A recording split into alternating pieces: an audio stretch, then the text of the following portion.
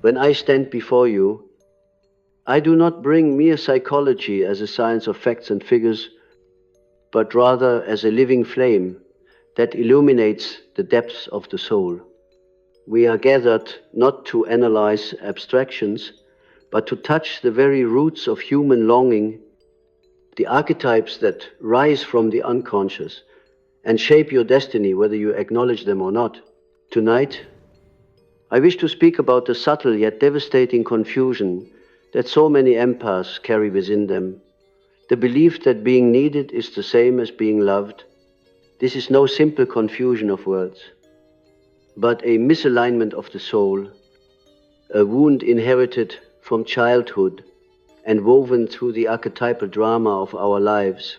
When you give endlessly to others, when you anticipate their needs before they are spoken, when you carry their pain as though it were your own, you may feel an intoxicating closeness.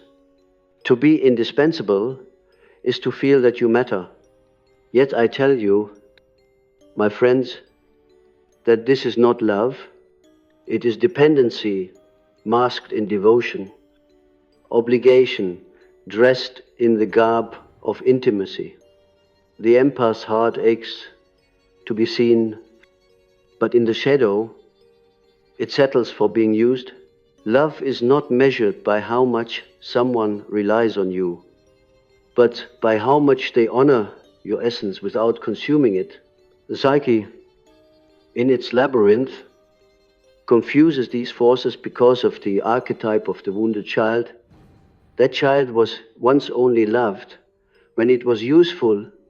Perhaps you were the peacemaker in your family, the one who soothed the raging storms, who listened to your mother's sorrows, who became the confidant of your father's frustrations. Perhaps you learned that to survive, you had to meet the needs of others before daring to name your own. Thus the pattern was etched in the stone of your unconscious. To be loved means to be necessary, to give until you disappear. But listen carefully. The unconscious is not a prison. It is a reservoir of forgotten truths. What was once survival becomes later a chain. The empath who confuses being needed with being loved becomes a martyr of their own generosity. They dream of union, yet they enact servitude. They wish to be embraced, yet they carry the weight of the world. And deep inside, there is a voice that whispers, if they stopped needing me, would they still choose me? That question haunts like a ghost at the edge of every relationship. To understand this, we must enter the symbolic language of the soul. Imagine the archetype of the mother. The mother feeds, protects, nurtures. For the child, love and need are inseparable, for without her care, survival is impossible. But if the child never matures beyond this, if the psyche remains locked in the mother complex, then the adult confuses love with being a caretaker. They cannot imagine being loved simply for being. They must always offer nourishment, sacrifice, healing, as though love is earned by usefulness. Now see the shadow. The shadow holds all the rejected truths. The dark mirror we avoid. For the empath, the shadow carries a hidden rage, the anger at never being loved for themselves, the resentment at being drained, the despair at invisibility. But the empath represses this because to express anger would mean risking abandonment, risking the very thing they fear most, that they are not worthy of love without sacrifice. Thus the empath wears the mask of endless giving while inside the shadow grows restless. It is here that dreams begin to speak. In the dream, the empaths may find themselves carrying strangers on their back through endless corridors, or tending to a house filled with broken people who never heal. They may dream of feeding an animal that always grows hungrier, no matter how much food is given. These are not mere fantasies, they are revelations of the psyche. The dream is showing you the futility of equating love with need. You can feed the hungry ghost forever, but it will never say, "I love you." And to awaken from this spell requires courage, for it means confronting the possibility of emptiness if those around you no longer need you. Will they still remain? The archetype of abandonment stirs in terror, yet I tell you, it is only through this confrontation that the soul becomes free. To risk not being needed is to discover whether love exists at all, and if you find yourself left alone, then you have lost nothing but illusion. What departs was never true love, but only dependency disguised as intimacy. The individuation of the empath, the journey to wholeness, demands that you withdraw your projection. You must stop projecting your need to be loved onto the faces of those who drain you. You must gather your energy from the scattered places where you left it.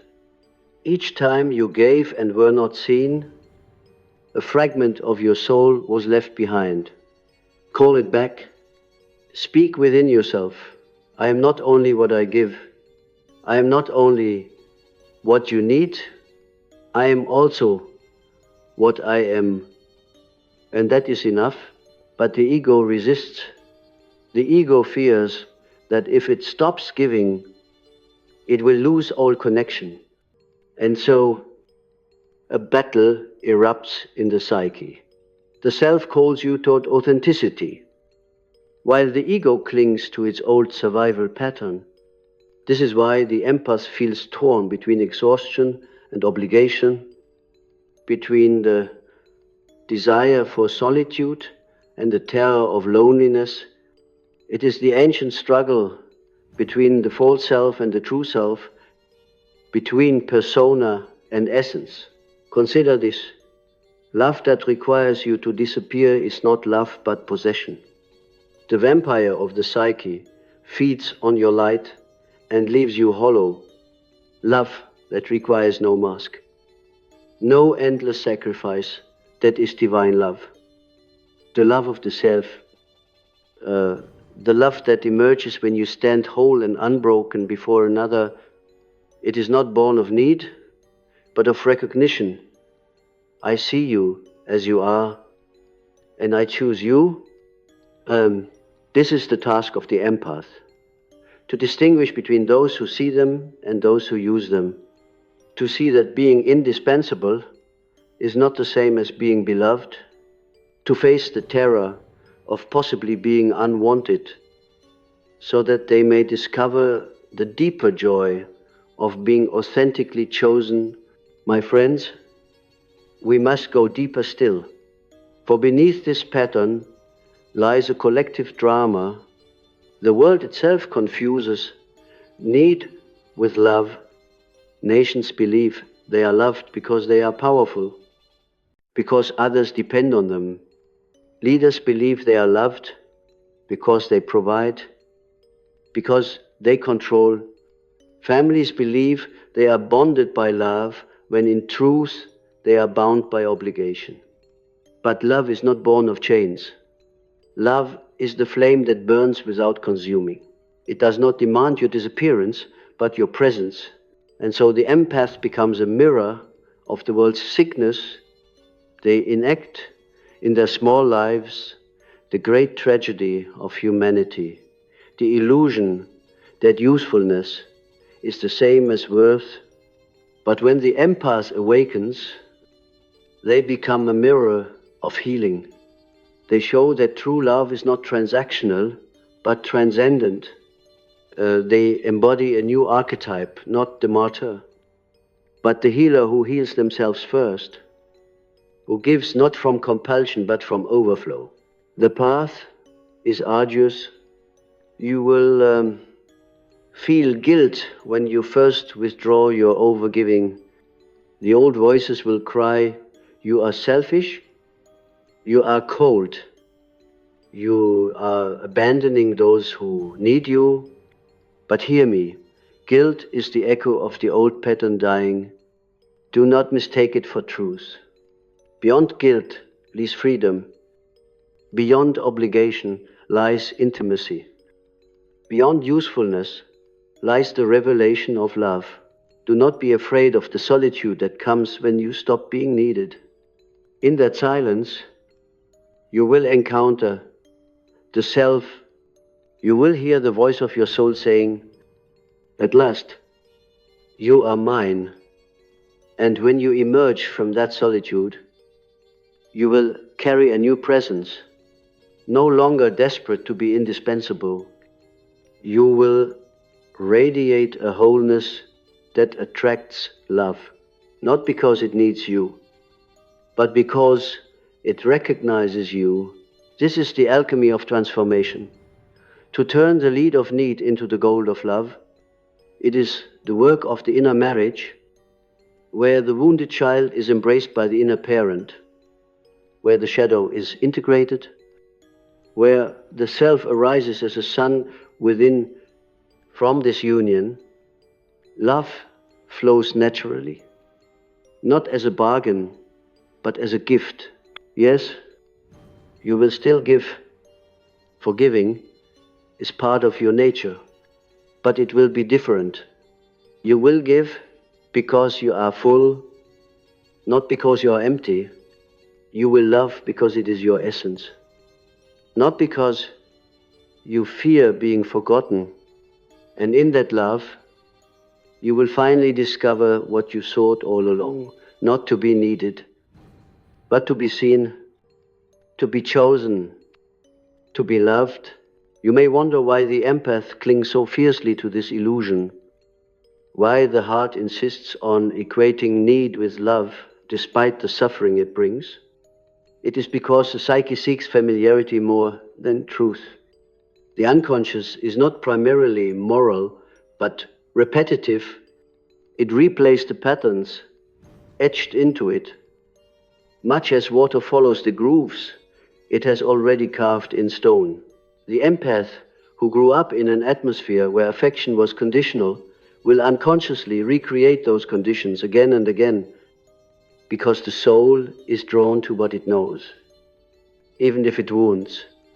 This is why so many empaths find themselves bound to partners who are broken, addicted, narcissistic, or perpetually in crisis. Their unconscious whispers, "Here is someone who will always need you. Therefore, here is someone who will never leave." And so the cycle repeats. A tragic dance where devotion becomes bondage, but there is another truth. Beneath this, to be needed gives the illusion of safety, yet it also conceals a deeper terror, the fear of true intimacy. For if you are loved not for your usefulness, but for your essence, then you stand exposed, naked before the other, with no mask to hide behind. To be truly loved is to risk rejection of the self. To be needed, however, is safer, because usefulness can always be proven again. Thus, the empath unconsciously chooses the safety of being indispensable over the vulnerability of being authentically seen. Here, we confront the archetype of the lover, whose essence is union. The lover longs not for obligation, but for ecstasy, for the merging of souls in recognition. Yet the wounded lover archetype is distorted, becoming the servant who hopes that devotion will earn affection. This distortion manifests in countless ways. The friend who never says no, the spouse who sacrifices their dreams, the healer who cannot rest until every broken person is mended. Each of these masks a deeper yearning to be embraced simply as one is, without condition. Let us turn to symbols. Imagine a candle burning in a dark room. The flame gives light to all around. Yet no one asks the candle whether it wished to burn. The empath is like that candle, consumed by their own giving. They imagine that as long as others gather near their light, it must mean they are loved. But in truth, the crowd gathers for warmth, not for the candle itself. When the wax is gone, they will move on.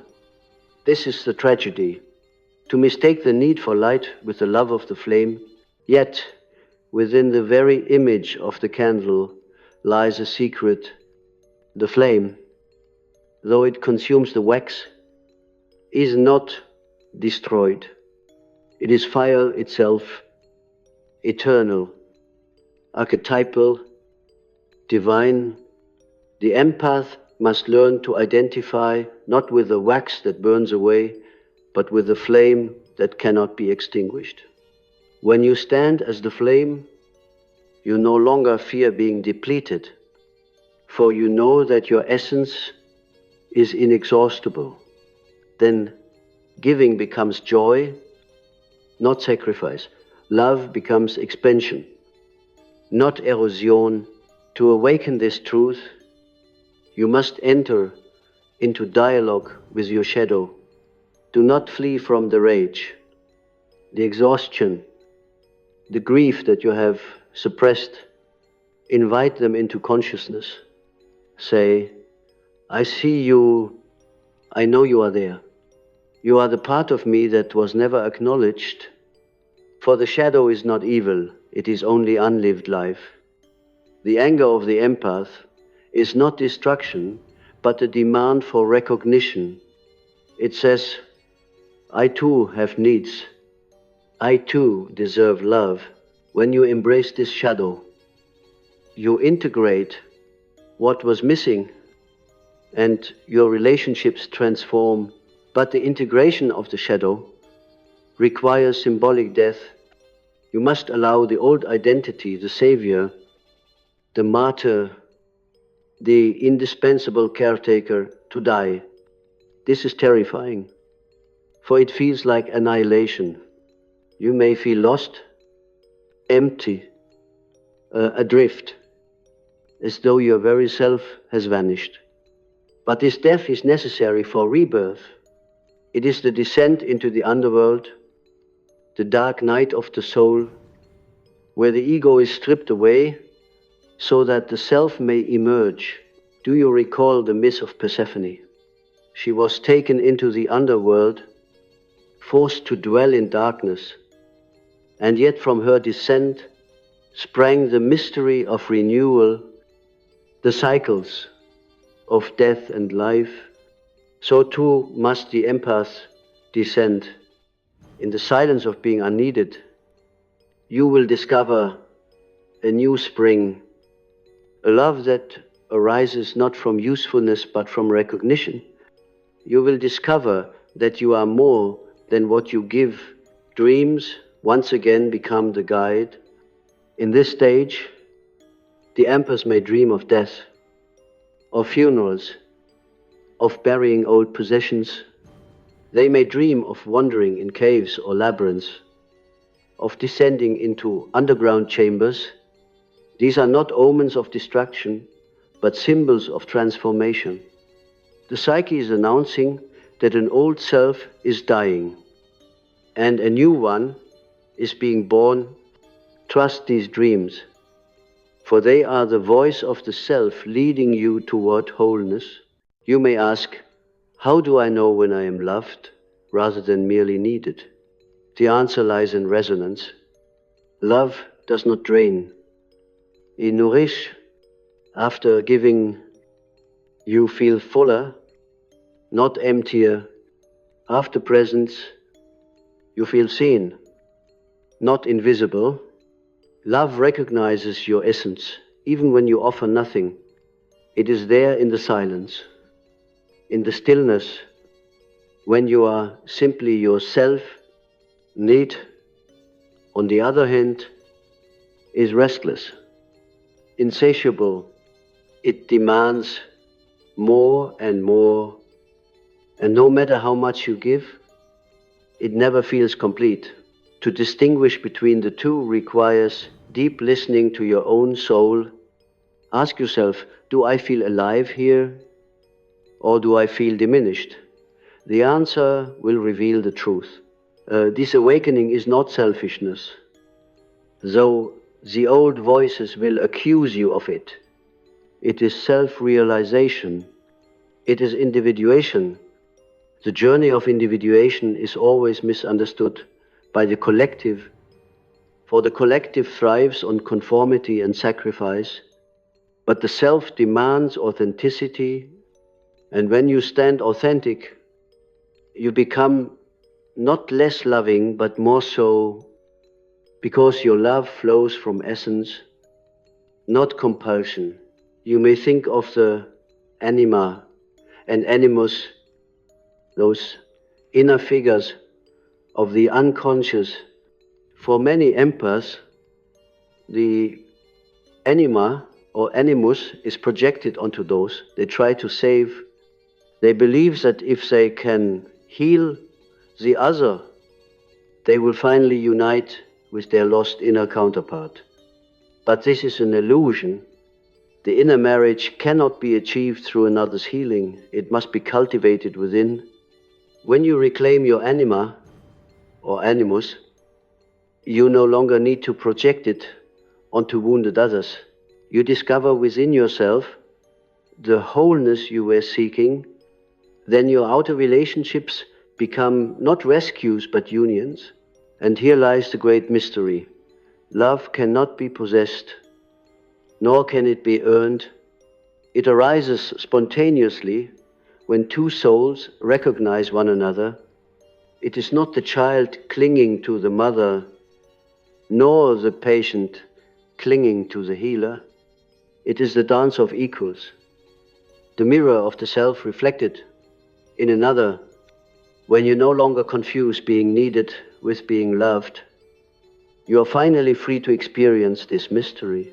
Let us imagine the empath who has awakened.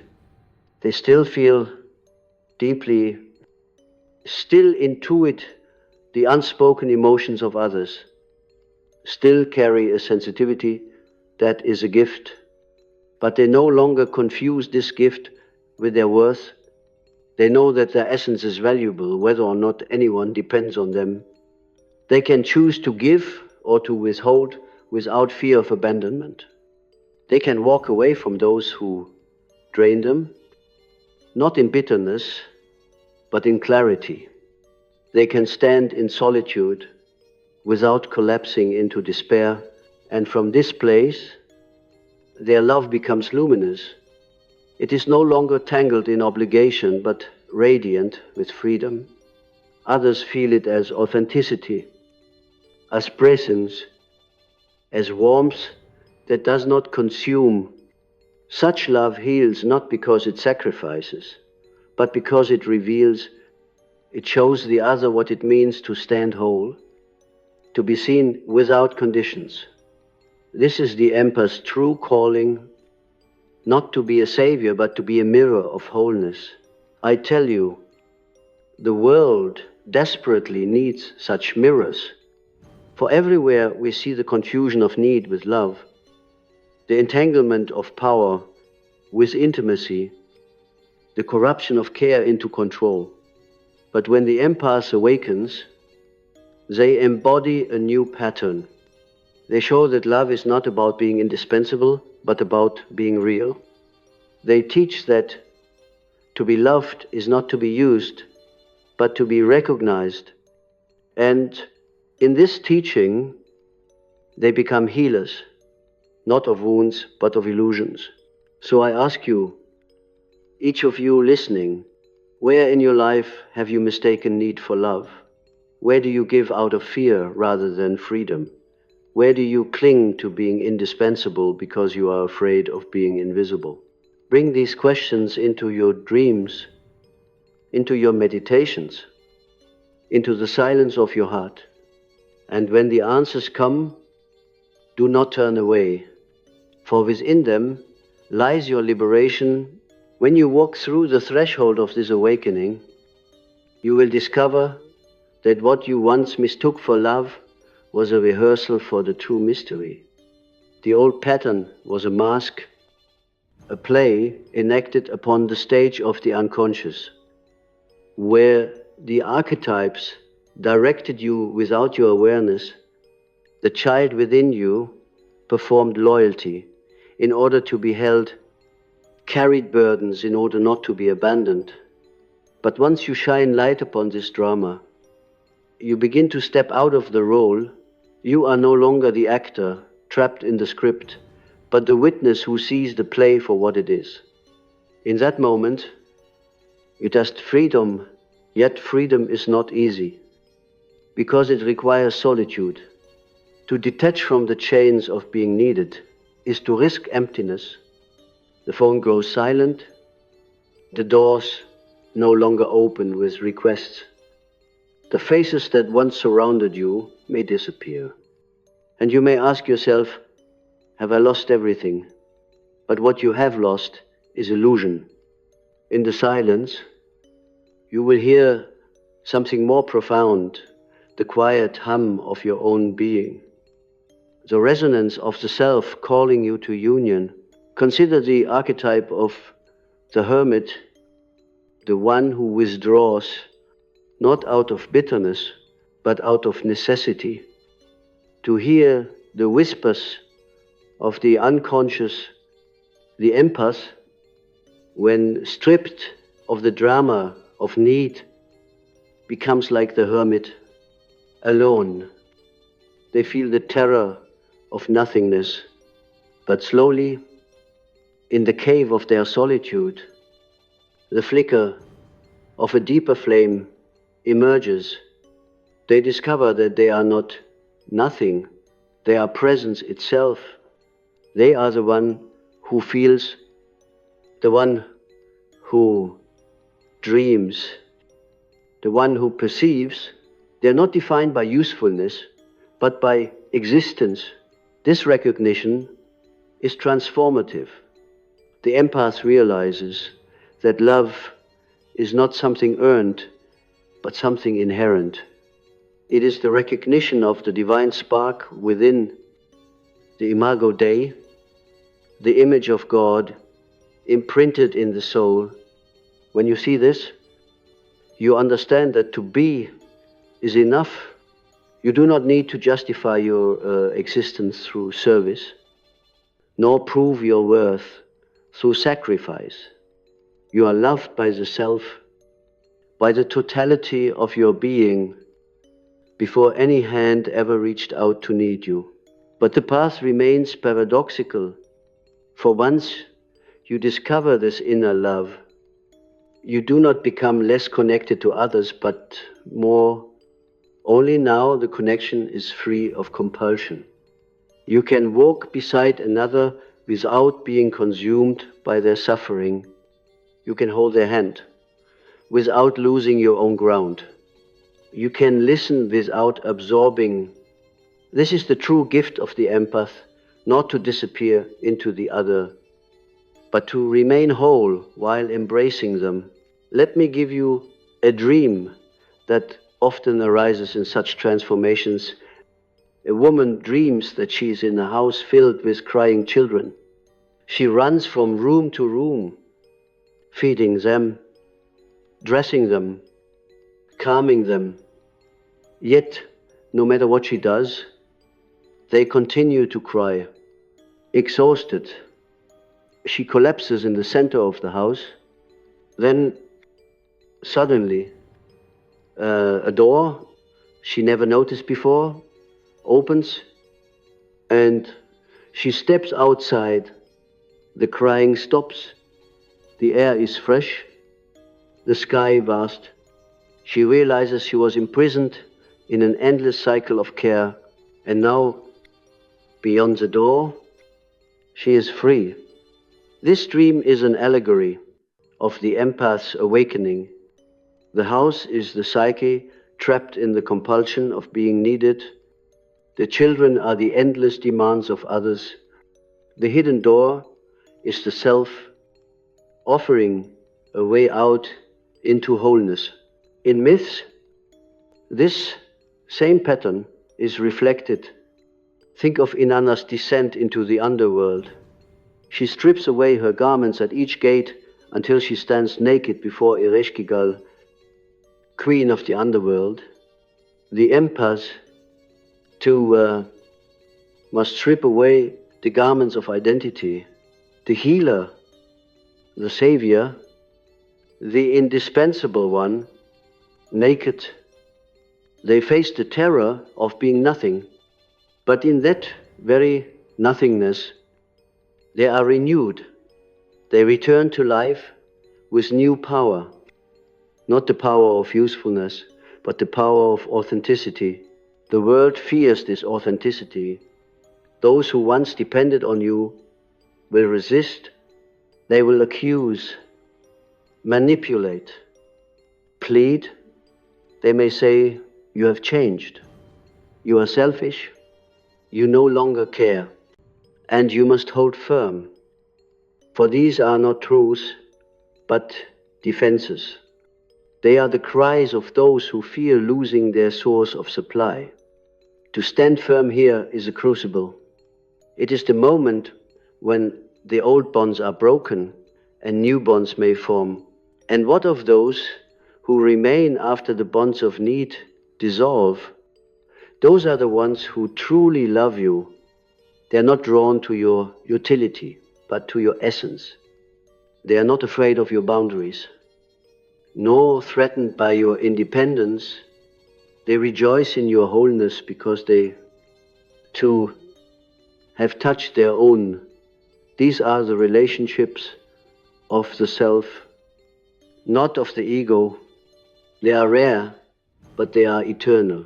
Understand, then, that to confuse being needed with being loved is to live in the realm of the ego's defenses. It is to dwell in a half-light where every gesture conceals fear, but to awaken is to step into the full radiance of the self, where love is recognition, not transaction. It is not easy. It requires death, descent, solitude, confrontation with the shadow, but it is worth everything, because only then will you know love as it truly is. This journey is not only personal, but collective. Humanity itself stands at a crossroads. We are drowning in a culture of utility where worth is measured by productivity, relationships by transaction, even love by usefulness. Empaths are the canaries in the coal mine, sensing the toxicity of this paradigm more acutely than others. Their suffering is not only their own, but a symptom of the collective sickness, and so their healing becomes prophetic. When an empath awakens, they carry a message for the whole, that love cannot be reduced to need, that worth cannot be reduced to function. Thus the empath who awakens becomes a bearer of light. They do not abandon their sensitivity, but refine it. They do not suppress their giving, but sanctify it. They embody a new way of being, where love is no longer entangled with compulsion, but flows freely from wholeness. They are not martyrs, but mirrors, showing others the path to authenticity. In this way, the empath fulfills a deeper archetype, the archetype of the healer not as rescuer, but as transformer. True healing does not come from absorbing another's pain, but from reflecting to them their own wholeness. The awakened empath does this simply by existing as themselves, by standing whole and unbroken. In their presence, others feel a new possibility. They sense that they, too, can be loved without disappearing, seen without performing, chosen without being needed. And so the confusion dissolves. The empath no longer equates being indispensable with being beloved. They no longer chase validation through service. They no longer collapse into others' wounds. Instead, they stand as flame rather than wax, as self rather than mask, as love rather than need. When the empath reaches this final stage of transformation, there comes a moment of silence unlike any other. It is the silence after the storm, the stillness after the death of an old identity, the quiet in which the self breathes like a vast presence. You may notice it in your own life, a subtle change in the quality of your relationships, a gentler rhythm in your heartbeat, a newfound calm in your solitude. What once felt like emptiness is now a fullness too deep to be described. You realize that what you feared most, being unneeded, was never a curse but a doorway into truth. For in truth, love has never been about demand. Love is recognition, resonance, the meeting of two flames that do not consume but illuminate one another. And so the empath who awakens no longer enters relationships as savior or servant, but as equal. They no longer bow under the weight of expectation, but stand upright, offering their presence without compulsion. Their yes means yes. Their no means no. And in both, there is authenticity. The journey has been archetypal, from the wounded child through the shadow, into the death of the old self, and finally toward the self's radiance. Each stage was necessary, each descent part of the mystery. You have carried others' burdens, and in doing so you discovered the wound of conditional love. You have met your rage and grief in the shadow and discovered their secret demand for recognition. You have endured the death of the martyr self and survived the loneliness that followed. And now you rise, not as a rescuer, but as a soul who knows its own worth. From this place, you can give more than ever before, because you are no longer drained. Your love is not an attempt to prove your value, but a natural overflow of the self. You are like a spring that flows because it must, not because it is forced. Those who drink from your presence feel nourished, not because you have sacrificed, but because you are whole. This is the paradox. When you no longer need to be needed, you become most truly loving. Think of the sun. It shines not because the earth demands it, not because it fears abandonment, but because shining is its nature, and in its radiance, life flourishes. The awakened empath is like the sun, offering warmth without compulsion, light without depletion. They have discovered the inexhaustible source within, the self that is beyond all bargains, beyond all conditions. Yet even here, vigilance is required. The old patterns may whisper like ghosts at the edge of consciousness. They may tempt you to fall back into overgiving, to seek worth once again in usefulness, but now you know their voice, and you need not obey.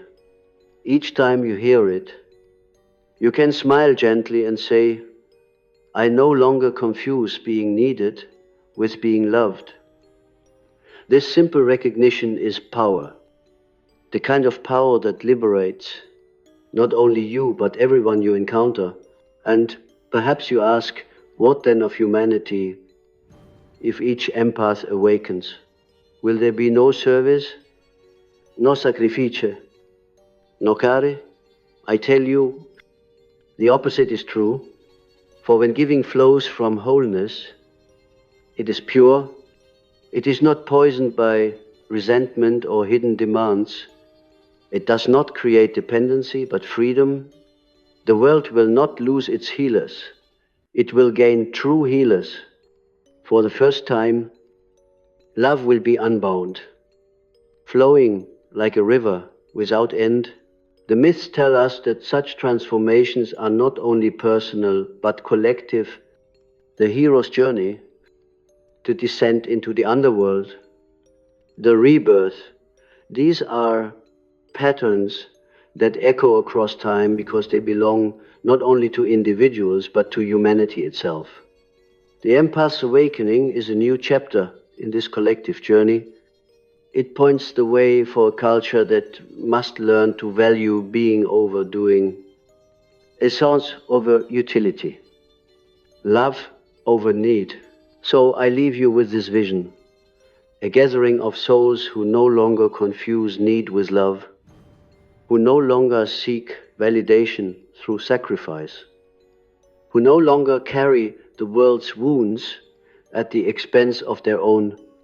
They stand whole, luminous, radiant, and in their presence, others awaken. They're like torches passed from one to another until the darkness itself is illumined. My friends, this is not a fantasy. It begins with you.